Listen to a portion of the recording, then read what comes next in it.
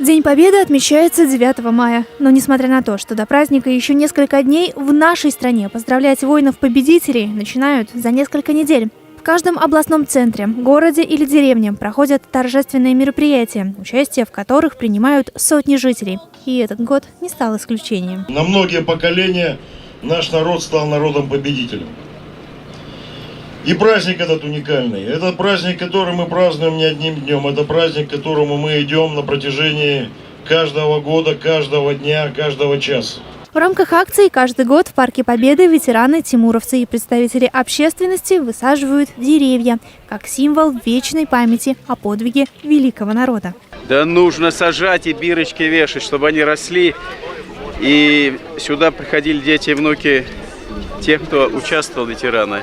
И говорят, мой дедушка посадил. И это не только напоминает о событии, которое было 9 мая, но и приобщает молодежь к тому, чтобы они и спустя многие года тоже помнили об этом.